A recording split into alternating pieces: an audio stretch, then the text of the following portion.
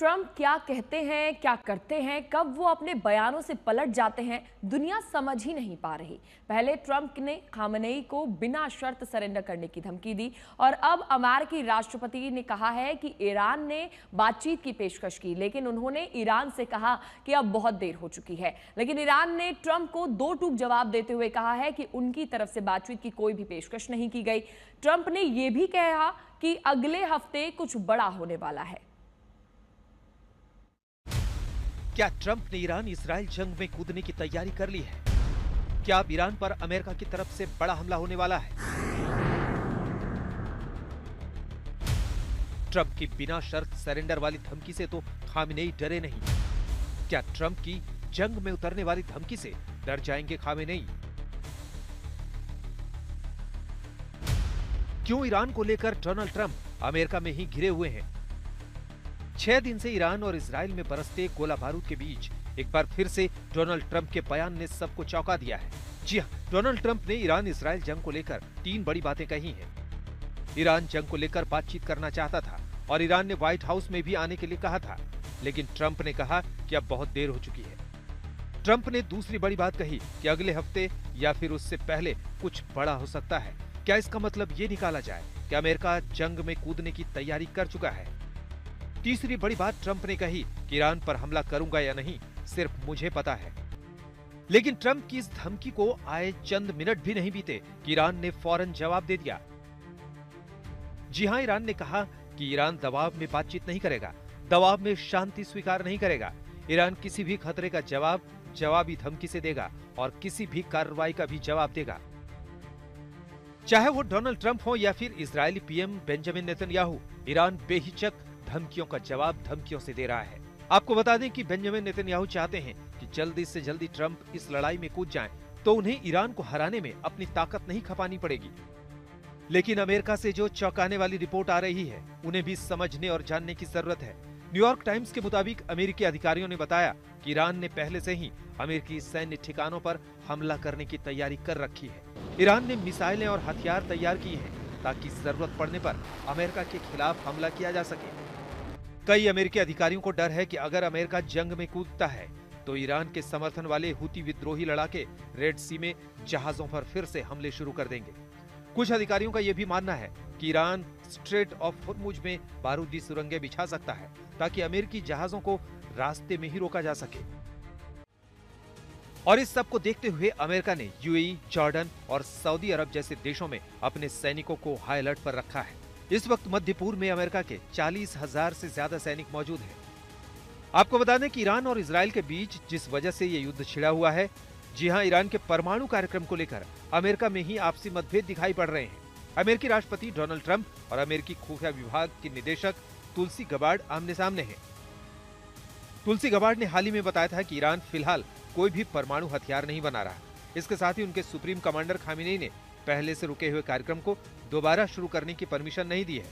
Gabbard के इस बयान से ट्रंप आग बबूला हो गए और उन्होंने इसे सिरे से खारिज कर दिया।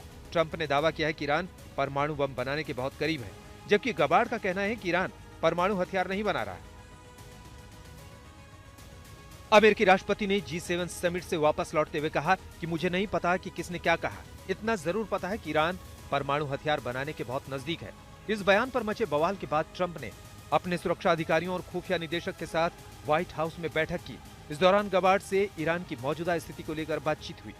हालांकि मीटिंग खत्म होने के बाद न तो गबार्ड की तरफ से कोई बयान जारी किया गया और न ही इस बारे में ट्रंप की तरफ से बयान जारी किया गया। अब सवाल ये है कि क्या अमेरिका को भी ये अंदाजा लग चुका है कि ईरान काफी शक्तिशाली हो चुका है और इसीलिए अकेले इजराइल के काबू में नहीं आ रहा।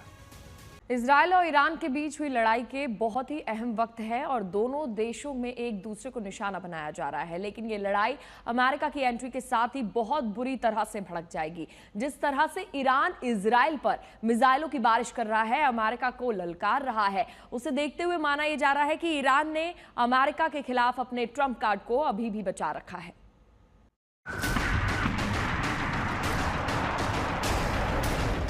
क्या ईरान की मिसाइल का जखीरा अमेरिका को जंग में उतरने से रोक रहा है? इजराइल को ईरान पर हमले की छूट देकर दुनिया को नए युद्ध में झोंकने वाले डोनाल्ड ट्रंप को वाशिंगटन लौटे एक दिन से ज्यादा बीत चुका है। बावजूद इसके अमेरिका ने अब तक साफ नहीं किया कि वो ईरान पर हमला करेगा या फिर नहीं। क्या इसकी वजह ईरान का कोई खास बड़ा हथियार है जिसे उसने आखिर के लिए बचा कर रखा है और इसका पता अमेरिका को लग गया है? क्या अमेरिका के जंग में उतरने के फैसले में हो रही देरी ये संकेत देती है कि इजराइल छोड़िए, अमेरिका के लिए भी ईरान पर हमला करना, उसका सामना करना आसान नहीं रहने वाला। डोनाल्ड ट्रंप ईरान को आत्मसमर्पण के लिए कह चुके हैं, बता चुके हैं कि अगर वो नहीं झुका तो उसकी बर्बादी तय है। लेकिन ईरान की तैयारियों को देखते हुए नहीं लगता कि इस्लामिक देश आसानी से हार मानने वाला है। ईरान के सर्वोच्च नेता खामनेई ने अमेरिका को सीधी चेतावनी दी है। कहा है कि हमारे सशस्त्र बल मातृभूमि की रक्षा के लिए तैयार है, जिन्हें सेना और देश के सभी वर्गों का समर्थन हासिल है। इजराइल ने बहुत बड़ी गलती की है और उसे अपनी करतूत के लिए सजा दी जाएगी। खामनेई कह चुके हैं कि अमेरिकियों को पता होना चाहिए कि ईरानी राष्ट्र आत्मसमर्पण नहीं करेगा और उसकी तरफ से किसी भी तरह का ईरान पर हमला निश्चित रूप से अमेरिका की तबाही की वजह बनेगा। इजराइल और अमेरिका को लगा कि वो अचानक हमला करके ईरान को सख्ते में डाल देंगे, लेकिन ईरान ने उम्मीद से पहले ही पलटवार कर दिया और उसकी तरफ से ऐसी मिसाइल से वार किया गया जिसे रोकने में इजराइल का आयरन डोम नाकाम रहा। ईरान की कई मिसाइल को दुनिया ने इजराइल में कोहराम मचाते हुए देखा है। इस तस्वीर के बाद ही सवाल उठने लगे हैं कि अगर ईरान ने इसी तरह की मिसाइल इजराइल पर दागनी शुरू कर दी तो क्या होगा। इन तस्वीरों के आधार पर ये दावे हुए कि हो ना हो ये हाइपरसोनिक मिसाइल है जिसे रोक पाना आयरन डोम के बस की बात ही नहीं। युद्ध के छठे दिन इस मिसाइल को लेकर खुलासा हुआ है। ईरान की तरफ से बताया गया कि उसने इजराइल को दहलाने के लिए अपनी फतह 1 मिसाइल का इस्तेमाल किया है। ये पहली बार है जब इस जंग में फतह 1 के इस्तेमाल को कबूल किया गया। फतह मिसाइल हाइपरसोनिक यानी आवाज की गति से 5 गुना तेज चलती है। ईरान की तरफ से बताया गया कि फतह मिसाइल्स ने इजराइल के एयर डिफेंस सिस्टम को भेद दिया और बार बार उनके सुरक्षित ठिकानों को निशाना बनाया। ईरान फतह मिसाइल का इस्तेमाल करके ये संकेत दे रहा है कि ये तो अभी शुरुआत है, क्योंकि उसके पास मिसाइल का बहुत बड़ा जखीरा है। उसने जमीन के अंदर मिसाइल सिटी बना रखी है, जिसका वीडियो भी ईरान की तरफ से जारी किया गया। वीडियो में सैकड़ों मिसाइल को देखा गया, जिसके आधार पर माना जा रहा है कि अमेरिका को इजराइल की मदद के लिए जंग में उतरना पड़ सकता है। ईरान की director of diplomatic house Hamid रेजा गुलामजादेह के मुताबिक ईरान के पास करीब 20,000 मिसाइल है। इस तरह उसकी तरफ से एक दिन में 200 मिसाइल भी दागी गई, तो इस हिसाब से ईरान के पास 100 दिन तक लगातार इजराइल पर मिसाइल से वार करने के लिए हथियार मौजूद है। इजराइल और अमेरिका दोनों के पास इतना बड़ा डिफेंस सिस्टम नहीं कि वो इन्हें रोक पाए। इजराइल भी ईरान की इस ताकत से वाकिफ है, शायद इसीलिए उसने 14 जून को ईरान के ऐसे ही मिसाइल ठिकाने पर बड़ा हमला बोला। ईरान पर अमेरिकी हमला होने का मतलब पूरे मिडिल ईस्ट में आग लगना है, क्योंकि अमेरिकी सैन्य ठिकाने मध्य पूर्व के देशों में हैं। ईरान अमेरिकी हमले का पक्का भरोसा होते ही सबसे पहले उन्हें निशाना बनाएगा, जिससे युद्ध की लपटों से दुनिया जल जाएगी। यही वजह है कि अमेरिकी दोस्तों की तरफ से भी डोनाल्ड ट्रंप को समझाया जा रहा है।